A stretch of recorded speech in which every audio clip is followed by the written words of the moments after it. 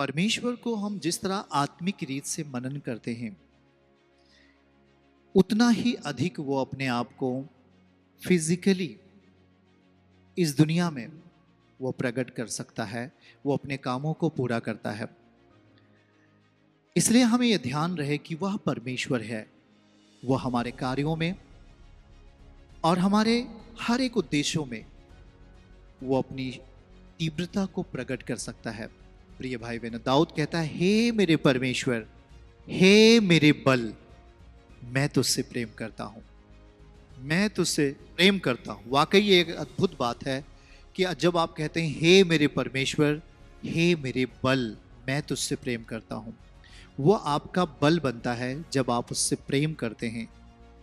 जब आप उसके निकट होते हैं वो आपकी ताकत बन जाता है। समस्याओं में वो आपकी ताकत बनता है, आपकी कमजोरियों में आपकी ताकत बनता है, आपकी हर एक पहलू पर वो आपकी सामर्थ्य बनता है जब आप परमेश्वर से प्रेम करते हैं। प्रिय भाई बहनों, खुदावन का वचन जैसे कि कहता है कि जब एलिय्याह वहां से भागता है इजेबेल के डर के मारे कि इजेबेल कहीं हमें मार न दे या हमें मरवा न दे, आप जानते हैं कि परमेश्वर उसका उतना ही ख्याल करता है एलिय्याह का। वो वहां से हटता जरूर है, वह वहां से भागता जरूर है, लेकिन परमेश्वर उतना ही अधिक एलिय्याह की फिक्र करता है, क्योंकि एलिय्याह का परमेश्वर जीवित परमेश्वर है। आज आपका परमेश्वर जीवित परमेश्वर है। जब आप प्रार्थना करते हो वह उसे संभाल के रखता है। जब आप उसके सामने जाते हो वह आपकी उतनी ही फिक्र करता है। आप जितनी बार उसके सामने जाते हो उतने उससे कहीं अधिक वो आपकी चिंता करता है। क्यों? क्योंकि वह जीवित परमेश्वर है। हाँ प्रिय भाई बहनों, वह जीवित खुदा है, वह जिंदा परमेश्वर है। बाइबल बताती है कि वो दाऊद को कभी धोखा नहीं देगा। जो उसके करीब होता है वह सच्चाई के कामों को और सच्चाई के कामों के द्वारा अपने जीवन में विजयी परिस्थितियों को होते हुए देखेगा। इसलिए कभी भी हमारे मन ढीले नहीं होने चाहिए, क्योंकि हम जिसको पुकार रहे हैं वह उत्तर देने वाला प्रभु है। जिससे हम प्रार्थना कर रहे हैं वो प्रार्थना का उत्तर देने वाला प्रभु है। वह कभी भी हमारी प्रार्थना को अनसुनी नहीं करता, कभी भी नहीं। वह हमारी प्रार्थना अनसुनी नहीं करता। जब भी हम उसके निकट होते हैं अपने पूरे मन के साथ, अपने पूरे इच्छा के साथ, अपने पूरे समर्पण के साथ, उतना ही वो हमारे निकट होता है और हमारी निगरानी करता है, हमारा देखभाल करता है। वह एक पिता भी है, वह एक परमेश्वर भी है, वह एक जिंदा खुदा भी है। वो हमारे पिता की तरह हमारी देखभाल करता है, हमारी कमी को पूरी करता है, हमारी चिंताओं को दूर करता है। एक छुटकारा देने वाला पिता बनकर आपके जीवन में छुटकारा देता है। वह सब कुछ कर सकता है, इसीलिए वो सलीब पर जब आता है तो वह सब कुछ पूरा करता है और कहता है सब कुछ पूरा हुआ। उसने कोई भी चीज को अधूरा नहीं रखा, उसने सारी चीज को पूरा किया है। प्रिय भाई बहनों, इसलिए बाइबल बताती है कि जितने हम उसके निकट आते हैं उतना ही वो हमारे निकट आता है। जितना ही हम उसे पुकारते हैं उतना ही वो हमारे करीब आता है और हमारी परिस्थितियों पर निगरानी करता है। परमेश्वर जीवित है, उसकी बातें भी जीवित हैं। इसलिए बाइबल बताती है जितना हो सकता है हमें उसके वचन के अनुसार अपने जीवन को बना लेना ही हमारे लिए सही होगा, हमारे लिए बेहतर होगा। बाइबल क्या कहती है? यूहन्ना 1:16 और 17, उसकी परिपूर्णता में से हमने प्राप्त किया अनुग्रह पर अनुग्रह। वो जो अनुग्रह दिया और ग्रेस दिया, हमें अनुग्रह पर अनुग्रह दिया। हमारे जीवन को क्या कहता है? उसकी परिपूर्णता में से हम सब ने प्राप्त किया अनुग्रह पर अनुग्रह। यह परमेश्वर का दान, वरदान और बहुत सारी भौतिक और आशीषी परिस्थितियां आपकी ज़िंदगी से जुड़ जाती हैं जब वो हम उसके करीब आ जाते हैं और जब हम उसकी बातों पर ध्यान देते हैं। प्रिय भाई बहनों, हमें परमेश्वर की ज़रूरत है। ऐसा हमारे अंदर एक विश्वास होना चाहिए। वो हमारी पुकार को तुरंत ही सुन लेता है, देरी नहीं करता और अपने कामों को शुरू कर देता है। वाकई जब हम इस सच्चाई की भक्ति में दशा को प्राप्त करते हैं, हम अत्यधिक प्रफुल्लित होते हैं। हमारे जीवन के लिए वह मार्गों को सरल करना जानता है, हमारे जीवन की कठिनाइयों को आसान करना जानता है। याद रहे, आपकी प्रार्थना, आपका उपवास, आपकी पवित्रताई कभी हारती नहीं है पाप की दुनिया से। हाँ, ये जो चीज़ें हैं, पवित्रताई, आपकी प्रार्थनाएं, पवित्रताई, आपकी प्रार्थनाएं, ये कभी भी उस पाप की परिस्थिति से हारती नहीं है, परंतु जय पाती हैं। जब हम प्रार्थना के साथ उसके सामने होते हैं, अपने विषय को लेकर उसके सामने होते हैं, अपनी पवित्रताई के साथ उसके सामने होते हैं, तो निश्चय ही हम उन हर कठिन परिस्थितियों पर जय पाते हुए हम देखते हैं। हर मुश्किलात से हम बाहर आते हुए हम पाते हैं। वाकई वाकई ये अद्भुत है। जब हम भजन 89 अध्याय वचन 35 आयत को पढ़ते हैं, तो जरा वहाँ ध्यान से देखिएगा। हम इसे आयत को ज़रूर पढ़ेंगे, 89:35।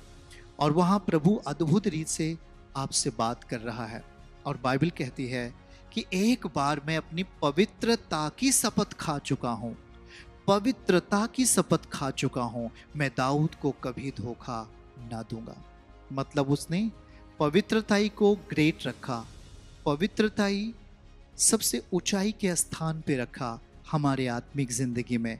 इसलिए परमेश्वर कहता है कि मैं पवित्रताई की शपथ खा चुका हूँ, मैं दाऊद को कभी धोखा ना दूंगा। यदि दाऊद एक बार पाप करता है, उससे गलती हो जाती है, लेकिन उससे कहीं अधिक वो प्रायश्चित करता है, माफ़ी मांगता है और फिर परमेश्वर के साथ उतना ही समर्पित होकर, उतना ही त्याग के साथ, उतना ही बलिदान के साथ चलने का वह अभ्यास करता है। जरा सोच के देखो कि पवित्रताई की शपथ परमेश्वर खा रहा है, तो पवित्रताई कितना ग्रेट होता है आपके आत्मिक जिंदगी में, पवित्रताई कितना मायने रखता है आपके आत्मिक जिंदगी में। और इसी पर शैतान की नजर होती है। जब आप यीशु के साथ जीते हैं, जब आप परमेश्वर के साथ समय व्यतीत करते हैं, जब आप पवित्र आत्मा के साथ आप समय गुजारते हैं, तो जरा सोच के देखना है कि बगैर पवित्रताई के उसे प्राप्त करना अनहोना है, बगैर पवित्रताई के उसके जीवन को देख पाना अनहोना है, बगैर पवित्रताई के परमेश्वर का दर्शन प्राप्त करना अनहोना है, बिल्कुल असंभव। लेकिन जिस समय आप अपने मन की शुद्धता के साथ, मन की सिधाई के साथ, समर्पण के साथ आप जब प्रभु के साथ समय व्यतीत करना शुरू करते हैं, परमेश्वर आपकी हेल्प करता है, परमेश्वर आपकी मदद करता है कि आप पवित्रताई में और शक्तिशाली बने, पवित्रताई में और शक्तिशाली बने। याद रहे, इसीलिए बाइबल बताती है, भजन 16 अध्याय वचन 3 आयत, देखिए वहां पर क्या लिखा है। लिखा है कि पृथ्वी पर जो पवित्र लोग हैं वे ही आदर के योग्य हैं और उन्हीं से मैं प्रसन्न रहता हूं। पृथ्वी पर जो पवित्र लोग हैं उन्हीं, वे आदर के योग्य हैं। जरा सोच के देखो, परमेश्वर कितना आदर करता है उन पवित्र लोगों के लिए, उन अपनी पवित्र प्रजा के लिए जो पाप से दूरी हो गए हैं, जो पाप अलग हो चुके हैं, पाप से स्वतंत्र हो चुके हैं, अब पवित्रताई के साथ जीते हैं, सच्चाई के साथ जीते हैं। याद रहे, परमेश्वर उनका कितना आदर करेगा। लिखा है कि उन्हीं से मैं प्रसन्न रहता हूं। पवित्रताई हमारी जिंदगी का गहना है, पवित्रताई हमारी जिंदगी का एक हथियार है जो शैतान के कामों का नाश करता है। बाइबल बताती है कि जब यूसुफ अपने विजन को पूरा कर रहा था, यूसुफ जब अपने विजन को, अपने दर्शन को पूरा कर रहा था, परमेश्वर के दिखाए गए दर्शन को जब वो पूरा कर रहा था, तो उस बीच में बहुत सारी चीज़ें ऐसी आती हैं जो परख के तौर पे आती हैं, एक समय आता है कि यूसुफ के सामने वो चीजें आ जाती हैं जो उसकी पवित्रताई को अशुद्धता में बदल देगी। पोतीपर की पत्नी, जिसके अंदर से शैतान ने बखूबी अपना किरदार निभाना चाहा, और यूसुफ के उस पवित्रताई को, जिसके कारण उसका जीवन अलौकिकता के श्रेष्ठ स्थान पर बैठने वाला है, उस स्थान से शैतान उसको खींचने का प्रयास करता है, पोतीपर के पत्नी के भीतर से। और इसीलिए प्रिय भाई बहनों, जब आप आत्मिक जिंदगी जीना शुरू करते हो तो आपकी जिंदगी में ऐसी चीजें आ सकती हैं या आती हैं, पर वहां पर हमें एक बात याद रखना चाहिए कि जब हम परमेश्वर के भय के साथ जीते हैं, जब खुदावन के भय के साथ जीते हैं, तो हमारी जिंदगी की जो वर्शिप है, हमारी जिंदगी की जो भक्ति में दशा है, हमारी जीवनचर्या है, वह सुगंधित होती है और वह परमेश्वर के सामने पहुंचती है। इसीलिए प्रिय भाई बहनों, शैतान आपके जीवन में लुच्चपन को लाने का भरपूर प्रयास करता है। वो चाहे टीवी सीरियल के द्वारा हो, चाहे मोबाइल या किसी ऐप के द्वारा हो, वो आपकी पवित्रताई को, आपके हॉलीनेस को चोरी करना चाहता है। उसे मालूम है कि यदि आपकी पवित्रताई उसने नष्ट कर दी, तब शैतान को बहुत आसान होता है आपकी जिंदगी में काम करने के लिए। इसलिए प्रिय भाई बहनों, हमें परमेश्वर के सामने बने रहने की जरूरत होती है। हम जब उसके सामने ईमानदारी से बने रहते हैं, हमें बल प्राप्त होता है पवित्रताई में जीने के लिए, हमें बल प्राप्त होता है सच्चाई में जीने के लिए। और फिर परमेश्वर अपने आप को छुपाता नहीं है, वो दिन प्रतिदिन अपने आप को स्वप्न के द्वारा, दर्शन के द्वारा, वचन के द्वारा आपके सामने प्रकट होता रहेगा। वो अपनी उपस्थिति को आपके लिए देता रहेगा, क्योंकि आप परमेश्वर के वचन को अपनी जिंदगी में पूरा कर रहे हैं। आप परमेश्वर के उस हथियार को, जो पवित्रताई है, आपने अपनी जिंदगी में रख लिया है। प्रिय भाई बहनों, भजन संहिता हम जब पढ़ेंगे, उसका 29 अध्याय में जाइए, वचन 2 आयत में देखिए।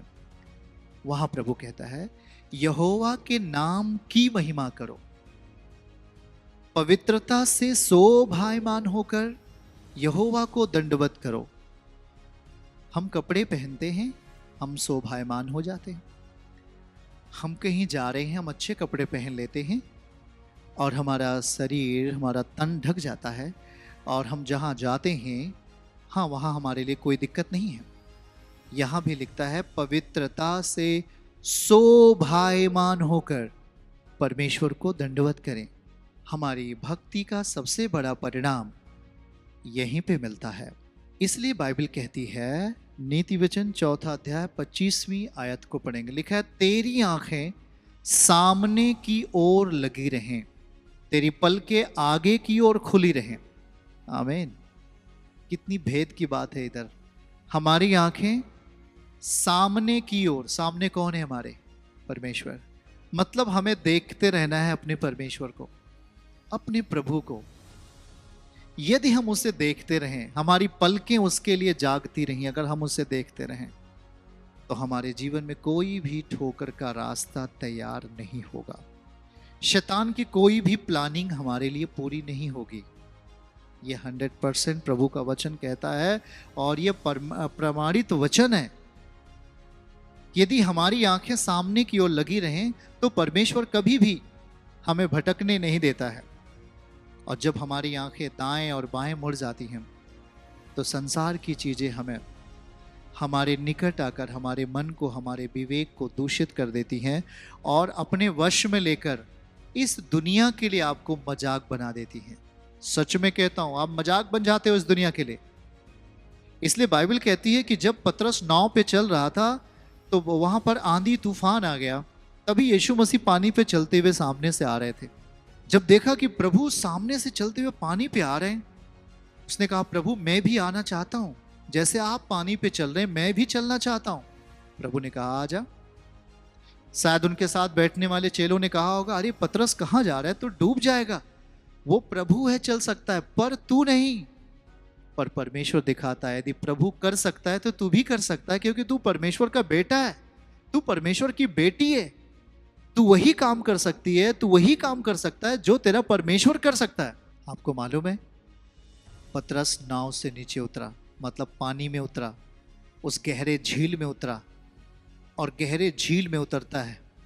वो पानी तो था लेकिन चट्टान था। वो अपना पैर रखता है, उसका पैर पानी में डूबता नहीं है, और वो पानी पर चलता हुआ प्रभु के निकट पहुंचता है। इस बीच में उसका ध्यान प्रभु की ओर था। इस बीच में उसकी पलकें सामने की ओर खुली थी, जैसे हम नीति वचन 4:25 पढ़ रहे हैं। उसकी पलकें आगे की ओर खुली थी और वो प्रभु की आंखों में आंखें डाल करके देख रहा था और चलता हुआ आ रहा था।